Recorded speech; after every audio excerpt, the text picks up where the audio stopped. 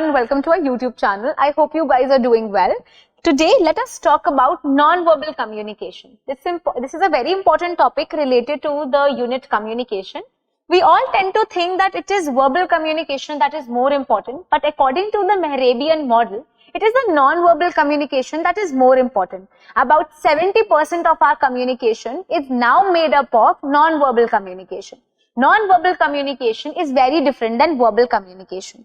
Both of them should be at par with one another and there should be congruence between these two things. Otherwise, communication would fail. So what do you mean by verbal communication? Verbal communication hota hai when words are used. What are used? Words are used. While non-verbal communication is a communication when there is no usage of words. So there are multiple types of non-verbal communication, multiple types of cues that you can get while you are communicating with the other person. In this video, we'll be talking about the non-verbal communications only. So there are different examples of non-verbal communication like the signs, the bodily signs which are also called as kinesthetics are good examples of non-verbal communication. While I'm talking to you, you must have noticed that my hands would move. These are my hand gestures. There can also be symbols like good, not okay, or maybe say not well. So these are the few things that we tend to use again and again in our daily life. These are hand gestures or kinesthetic symbols which are of course called as non-verbal communication. There is another non-verbal communication called as proxemics, a very important non-verbal communication which is called as the study of space. What do you mean by proxemics? It is the study of space. So whenever you talk to anyone, you always give them a particular amount of space when you are talking. If that person is too close to you, he or she can come close and talk. But if they are in your public sphere, then you will keep them a little, you will keep them afar from whenever you are talking to those persons. So this study of space, कि आप किसके कितना पास जाके comfortable हैं to talk to, is called as the proxemics. Then we have haptics, that is the study of touch. So when your mother will hug you, you will definitely have a feeling of safety. But when an unknown person will hug you, you will feel that some kind of a discomfort is there. Maybe it will be an unwelcome situation. So not everyone is given the right to touch you. And while they touch you, you will realize with that touch, is it a good touch or a bad touch? So this study is called as the study of touch. It is also called as haptics, H-A-P-T-I-C-S. There are other examples like chronomics. This is the study of time. In fact, colors is a good example. Your eye movements, your gestures, right? And then your artifacts. Not only this, silence is also a good example of non-verbal communication. If you're not talking to your friend for 3 days, what does it mean? It means that you're angry or maybe you guys had a fight. So silence itself is a good way to showcase your non-verbal communication aspects. Today we are going to discuss a few of the non-verbal communication. Let us read the slides. The overall communication consists of body language, that is 55%, paral language, which is another very important non-verbal communication, which includes your tone, your pitch, your filters. This is about 38% and 7% of the verbal content is there. This means that 50 plus 38, ये दोनों तो non-verbal है and 7% verbal content is there when you are talking to anyone. Let us talk about kinesthetics. So what is kinesthetics? The bodily movement that you have, the gestures, the posture adjustments, these are all under your kinesthetics. So kinesthetics is an anthropological term that is used for body language. It is the study of the human body motion, or you can say the physical movements that a person does. It also encompasses facial expressions, gestures while I'm talking to you, postures, the rate of walking, how much of a lean body, kitna zyada I am bending, body orientation, hand movements, foot, leg movements, and in fact your eye movements or eye language as well is included under kinesthetics. So all the bodily movements or the communication that happens through your body is called as your kinesthetics. Moreover, kinesthetic involves self and the object's manipulation such as stretching, adjusting your clothes or finding your keys or anything else. So these are good examples of kinesthetic movements. Then we have facial expressions. The facial expressions are the primary means of expressing what you want to share, right? It will showcase your emotions and feelings explicitly to the other person. It can show your disgustful face, anger, joy, sadness, surprise, fear, anything. It is a kind of non-verbal communication. But of course, if you are saying that you are very angry and you are showing a joyful face, then it means that your non-verbal and non-verbal aspects are not in congruence. So whatever expressions you have to talk in that sense. So you have to remember that there should be a congruence between non-verbal and verbal communication. Then we have eye language. Eye language is what? Eye language is considered, the movement of your eyes comes under eye language. So eye language is considered as an essential part of kinesthetics because most of the human information that you are going to give to the other person is using the visual channel. For example, the meaning of a particular look depends upon the context. If you keep on looking at someone, it becomes staring, gazing. It can make the other person very uncomfortable. It depends on the particular context, on the particular cultural norms that you have, what kind of a relationship you have with the other person, what kind of a message you want to convey, etc. So if you are a very good friend of the other person and you are looking at the other person, maybe that person won't take an offense. But if you do not know someone and you keep on staring at him or her, it will be an offensive thing to do. So according to the context, according to the cues, according to the cultural norms, the way you are looking at the other person can affect your communication. Postures are very important. If in my class you keep on slouching, I will feel that this person is very lazy and not interested in studying. While if you are giving an interview and you are sitting upright, nicely dressed, in fact, appearance is a very important non-verbal communication. Right? So, अगर आप good appearance के साथ, good posture के साथ बात करेंगे, it will give a good impact on your communication. Postures provide information about a person's feeling, intentions, interest, respect, openness to participate, the rate of intentions. For example, if you are sitting too upright, it will showcase that you are interested in the conversation.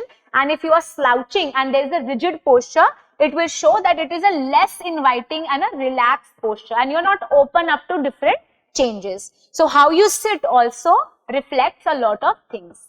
Then comes the gestures. Gestures are also part of your kinesthetic communication or the non-verbal part of it. So gestures are very specific movements using your arms, hands, even your head to a given extent. For example, waving, saying goodbye, shaking your hands. These are different types of hand gestures that can be used.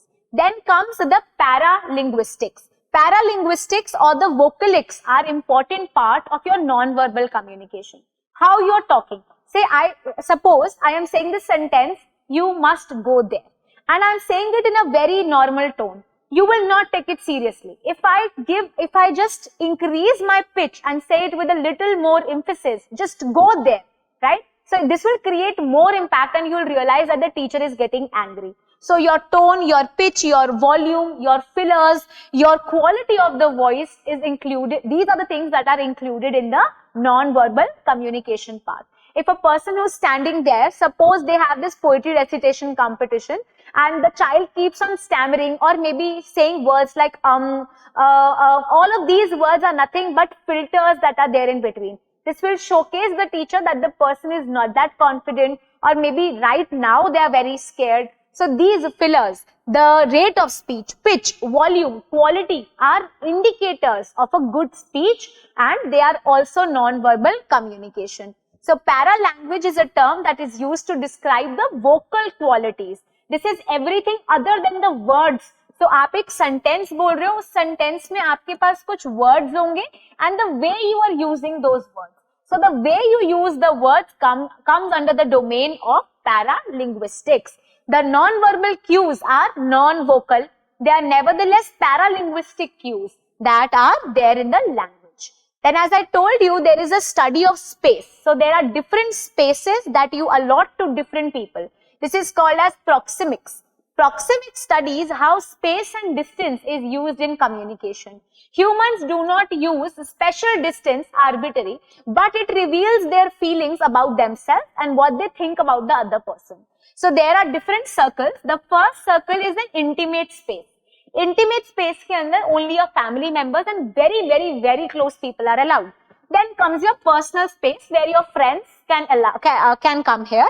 Then we have the social space. In a social space, for example, if you visited some place, so all of the people who are sitting there comes in the domain of social space. Public space is the huge space where you of course travel daily, so you will have people there.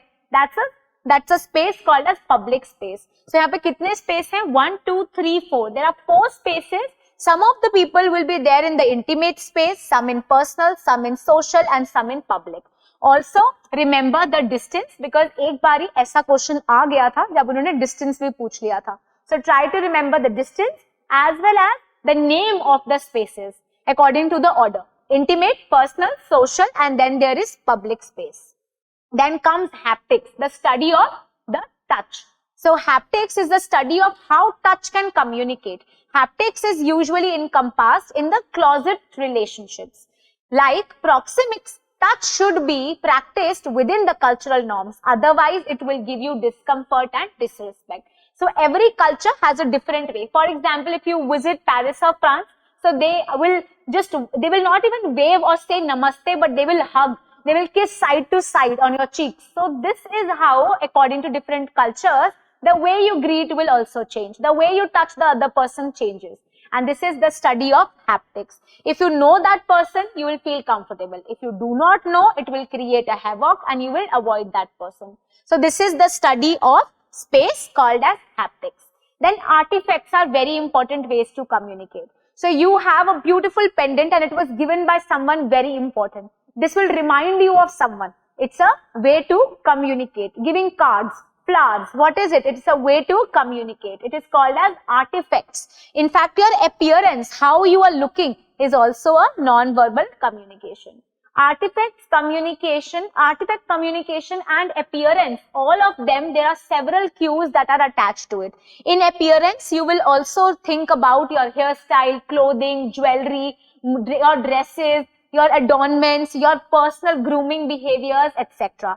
These are cues that people think a lot when they go outside. And we all know first appearance is the last appearance and a man is known by the shoes he wears, right? So it's very important to have a good appearance and then go outside.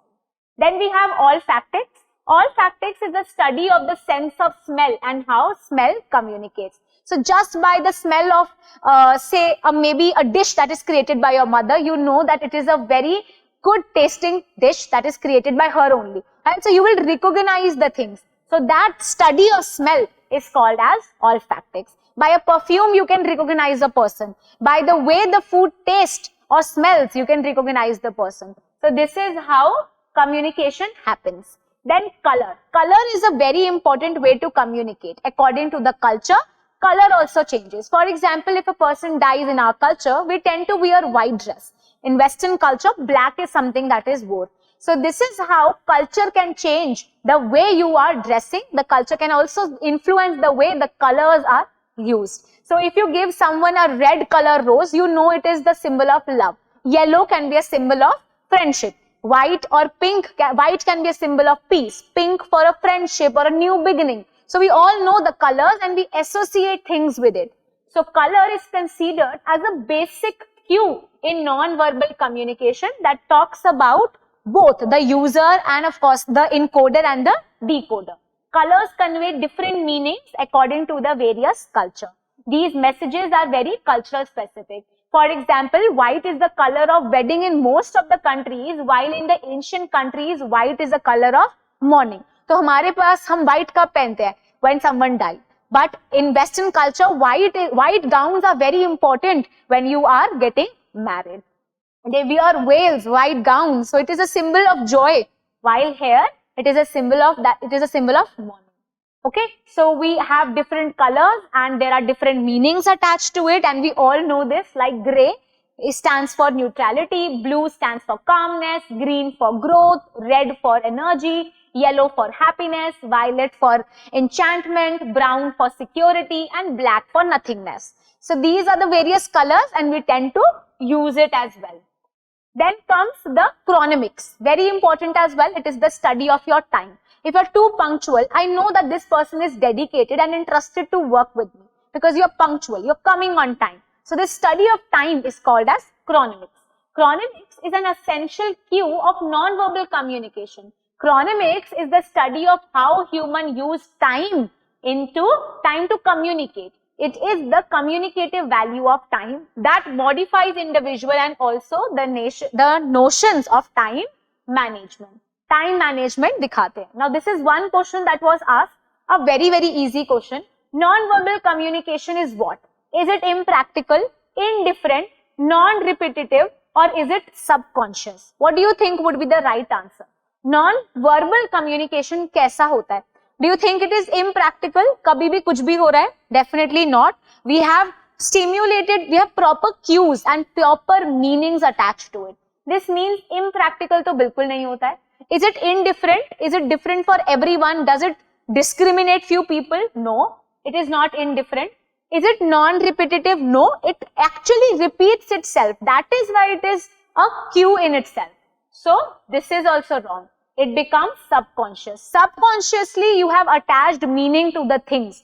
Things you always see are now given meaning. So the right answer is D. Non-verbal communication is subconscious. This is how questions are asked in your paper, right?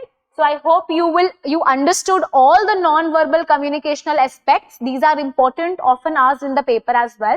If you still have any doubts, you can ask me that in the comment section and I'll surely reply to you. Thank you.